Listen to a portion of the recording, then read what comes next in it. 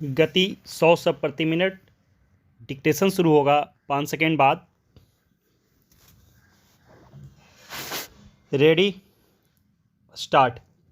छत्तीसगढ़ के रायपुर में हुआ कांग्रेस का 3 दिवसीय पूर्ण अधिवेशन जिन खास बातों के लिए याद किया जाएगा उनमें प्रमुख हैं सोनिया गांधी का अपनी राजनीतिक पारी समाप्ति का ऐलान।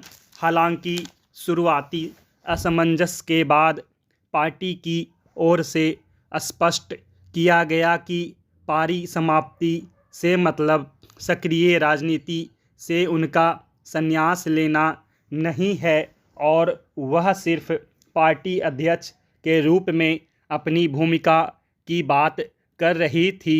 बहरहाल सोनिया गांधी की अध्यक्षता का काल कांग्रेस के इतिहास में कई कारणों से विशिष्ट माना जाएगा।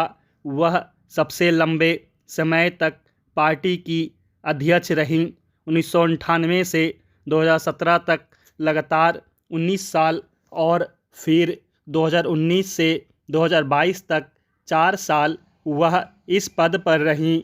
यानी बीच में 2 साल की छोटी अवधि को छोड़ दिया जाए तो करीब 2.5 दशक तक पार्टी उनकी ही अध्यक्षता में चली। मगर बात सिर्फ इतनी नहीं है। 1984 में तत्कालीन प्रधानमंत्री इंदिरा गांधी की और 1991 में पूर्व प्रधानमंत्री राजीव गांधी की हत्या ने कांग्रेस को कई स्तरों पर कमज़ोर कर दिया था। 1991 में पार्टी सत्ता में जरूर पहुंची। पीवी नरसिम्हा राव ने बतौर प्रधानमंत्री आर्थिक सुधारों का महत्वपूर्ण दौर भी शुरू किया, लेकिन कांग्रेस पार्टी अपनी कमजोरी से नहीं उभर पाई। 1995 में केंद्र की सत्ता से बाहर होने के बाद जो उसका ग्राफ गिरना शुरू हुआ वह हर चुनाव में नीचे ही खिसकता जा रहा था। गांधी परिवार का आभामंडल कम हो रहा था क्योंकि राहुल और प्रियंका छोटे थे और सोनिया पर विदेशी मूल का ठप्पा था। लेकिन कोई और ऐसा व्यक्ति दिख नहीं रहा था जो तत्कालीन कांग्रेस के सभी धड़ों को बांधे रख सके। ऐसे बेहद प्रतिकूल माहौल में सोनिया गांधी ने पार्टी की अध्यक्षता संभाली और धीरे धीरे न केवल पार्टी का विश्वास जीता बल्कि सहयोगी दलों का गठबंधन बनाकर मतदाताओं का भरोसा हासिल करते हुए कांग्रेस को केंद्र की सत्ता में भी पहुंचाया।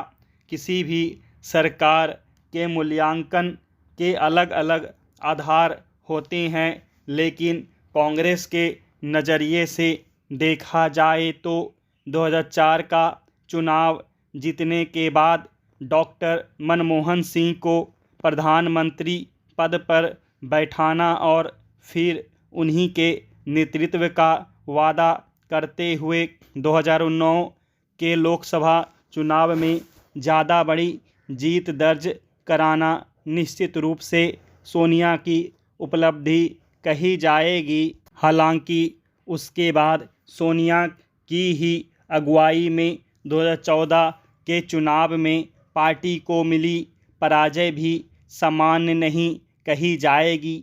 खासकर उसके बाद पार्टी अपवादों को छोड़कर प्रायः हर चुनाव में जिस तरह पिटती दिखी उसने मौजूदा दौर को पार्टी के बेहद चुनौतीपूर्ण दौर के रूप में रेखांकित किया है। अब सोनिया इस तथ्य में संतोष ढूंढ रही है कि उनकी अध्यक्षता का समापन भारत जोड़ो यात्रा में हुआ, जो उनके मुताबिक पार्टी के लिए टर्निंग पॉइंट है। लेकिन उनकी यह संतुष्टि कितनी ठोस है यह स्पष्ट होना अभी बाकी है। रायपुर में हुए महाधिवेशन के जरिए कांग्रेस ने कई संदेश दिए। उसने वोटरों का भरोसा हासिल करने की कोशिश के साथ यह मैसेज दिया कि कांग्रेस अकेली पार्टी है जो पूंजीपतियों की बजाय आम लोगों के सशक्तिकरण पर ज़्यादा यकीन करती है। इस तरह से वह प्रधानमंत्री नरेंद्र मोदी के बरक्स खुद को कहीं ज़्यादा भरोसेमंद साबित करना चाहती है। लेकिन क्या वोटर उसे इतना भरोसेमंद मानेंगे कि वे बीजेपी को नकार सके? क्या कांग्रेस ने महाधिवेशन में ऐसा कुछ किया है कि वह बीजेपी की नीतियों और नीयत के प्रति जनता में व्यापक पैमाने पर अविश्वास पैदा कर सके? बीजेपी कांग्रेस पर परिवारवाद के आरोप लगाती रही है। अध्यक्षता संभालने के बाद राहुल गांधी ने कांग्रेस को बदलने के जो विचार दिए थे वे कहीं न कहीं इन आरोपों के जवाब थे। महाधिवेशन में कांग्रेस ने अपने संविधान के जिन 16 नियमों और 32 प्रावधानों में संशोधन के प्रस्ताव तकरीबन मंजूर किए हैं वे सभी के सभी राहुल गांधी के अनुकूल हैं। राहुल साल 2019 में से ही कांग्रेस के अध्यक्ष नहीं हैं। उसके बाद अरसे तक उनकी मां सोनिया गांधी कार्यकारी अध्यक्ष रही। 26 अक्टूबर 2022 को मल्लिकार्जुन खड़गे ने अध्यक्ष पद संभाला। तब आलाकमान ने संदेश दिया कि खड़गे ही पार्टी के असली बॉस हैं। रायपुर अधिवेशन में सोनिया, राहुल और प्रियंका की गैर मौजूदगी में पार्टी संचालन समिति ने कांग्रेस कार्यसमिति के सदस्यों के नामांकन का अधिकार खड़गे को दिया। साथ ही समिति के सदस्यों की संख्या 25 से बढ़ाकर 35 कर दी। संदेश यह देने की कोशिश हुई कि इन फैसलों के पीछे कांग्रेस के पहले परिवार की कोई भूमिका नहीं है। लेकिन पर्यवेक्षक मानते हैं कि जिस तरह कांग्रेस अध्यक्ष का स्वतंत्र चुनाव और उन्हें बॉस बताना दिखावा था, कांग्रेस कार्यसमिति के लिए संचालन समिति द्वारा लिया गया फैसला भी वैसा ही है। 25 मार्च को रायपुर पहुंची प्रियंका के स्वागत में रायपुर हवाई अड्डे से महाधिवेशन स्थल तक की करीब 2 किलोमीटर की सड़क पर गुलाब की पंखुड़ियां बिछाई गई। छत्तीसगढ़ के मुख्यमंत्री भूपेश बघेल की ओर से प्रियंका के लिए ऐसा किया गया। इससे कांग्रेस में पहले परिवार के प्रति चाटुकारिता की पराकाष्ठा का ही संदेश गया। राहुल गांधी ने कांग्रेस में एक परिवार एक पद का नारा दिया था। उन्होंने गांधी नेहरू परिवार से बाहर के व्यक्ति को पार्टी नेतृत्व देने पर भी जोर दिया था। परिवार से बाहर का अध्यक्ष तो आ गया, लेकिन क्या कांग्रेस सचमुच प्रथम परिवार के प्रभाव से मुक्त होकर लोकतांत्रिक बन पाई?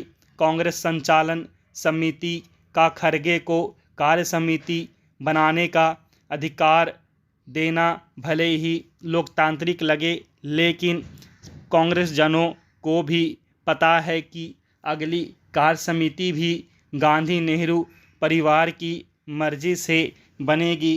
कांग्रेस ने परिवारवाद के आरोप को खारिज करने की कोशिश की, लेकिन उन प्रयासों को विश्वसनीयता नहीं दे पाई। इसका संकेत आम कांग्रेसियों के बयान हैं जो साबित करते हैं कि रायपुर में जो हुआ उसके पीछे गांधी नेहरू परिवार की ही मर्जी थी। स्टॉप।